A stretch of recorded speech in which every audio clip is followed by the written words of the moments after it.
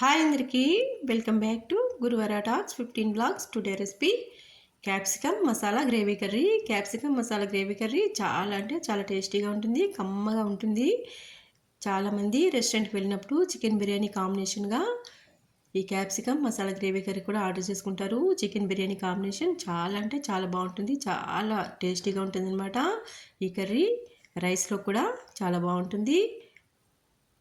చిన్నపిల్లలు కూడా చాలా అంటే చాలా ఇష్టంగా తినే capsicum masala gravy curry process చూపిస్తాను పదండి. అందుకోసం 1/2 కిలో క్యాప్సికమ్ తీసుకొని శుభ్రంగా కడిగి ఇలా గుత్తి వంకాయలా కట్ చేసుకుని పక్కన పెట్టుకోవాలి.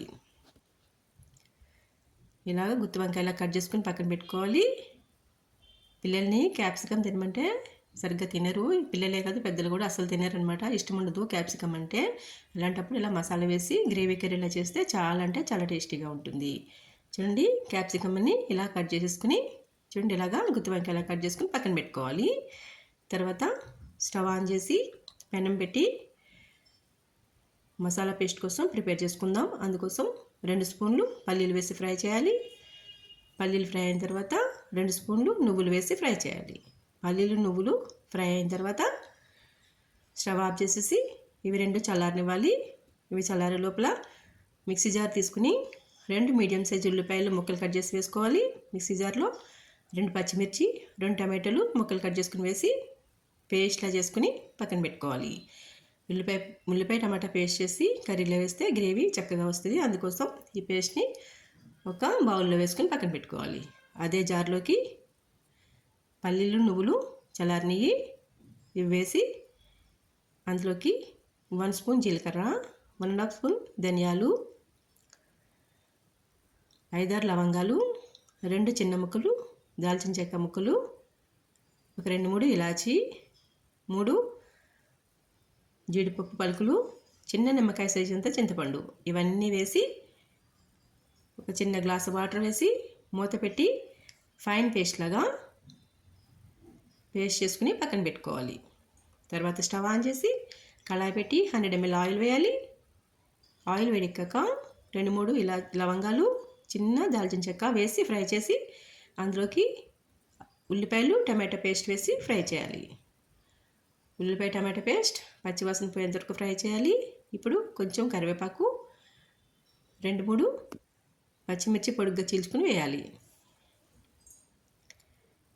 ఇవన్నీ పచ్చివాసన పోయేంత వరకు బాగా ఫ్రై చేసి అందులోకి 1 స్పూన్ అల్లం వెల్లుల్లి పేస్ట్, ఫ్రెష్గా దంచుకున్న అల్లం వెల్లుల్లి పేస్ట్ వేసి ఫ్రై చేయాలి. అల్లం వెల్లుల్లి పేస్ట్ పచ్చివాసన పోయేంత వరకు బాగా ఫ్రై చేయాలి. ఇవన్నీ ఫ్రై అవ్వడం కోసం 1 మినిట్ మూత పెట్టి స్టవ్ సిమ్లో పెట్టి మగ్గనివ్వాలి.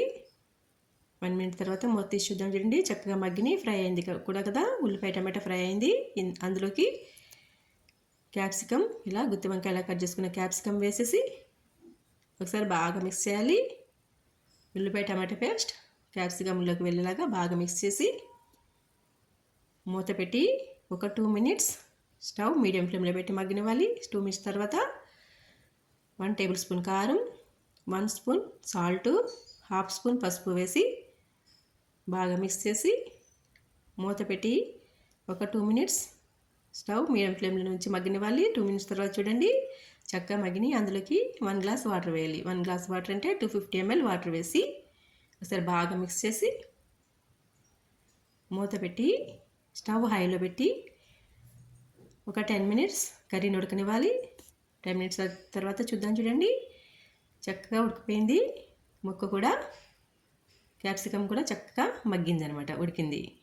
ఇప్పుడు అందులోకి ఇందాక మనం మిక్సీ పట్టుకున్న మసాలా పేస్ట్ వేసేసి కొన్ని వాటర్ వేసి బాగా మిక్స్ చేసేయాలి కర్రీ అంతా. ఇప్పుడు స్టవ్ మీడియం ఫ్లేమ్లో పెట్టుకోవాలి. కొన్ని వాటర్ వేసి కర్రీ అంతా బాగా మిక్స్ చేసి చూడండి ఇలా బాగా మిక్స్ చేసి ఇప్పుడే సాల్ట్ చూసేసుకుందాం. నాకైతే సాల్ట్ సరిపోలేదన్నమాట.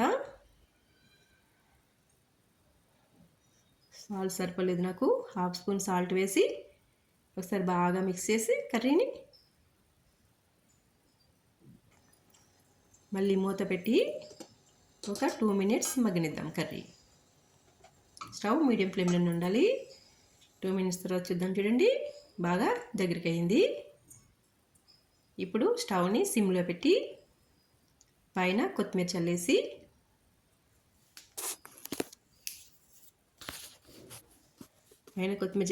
మళ్ళీ మూత పెట్టి ఒక 5 మినిట్స్ సిమ్లో ఉడకనిద్దాం. 5 మినిట్స్ తర్వాత స్టవ్ ఆఫ్ చేసేసి ఒక 5 మినిట్స్ అలానే ఉంచుదాం, చల్లారిద్దాం కర్రీని. చూడండి చక్కగా దగ్గరికి అయిపోయింది కర్రీ, చాలా బాగా ఉడికిపోయింది కదా, చాలా బాగా ఉడికింది అనమాట కర్రీ, చాలా బాగా దగ్గరికి అయిపోయింది గ్రేవీ కర్రీ. ఈ కర్రీ చాలా అంటే చాలా టేస్టీగా ఉంటుంది. ఇప్పుడు సర్వింగ్ బౌల్లో తీసేసి చూడండి, ఒక బౌల్లో తీసుకుని పైన కొత్తిమీర గార్నిష్ చేసి పక్కన పెట్టుకుందాం. తర్వాత నేను టేస్ట్ చూసాను కర్రీ ఎలా ఉందో అని, అన్నీ కరెక్ట్ సరిపోయలేదని టేస్ట్ చూసాను.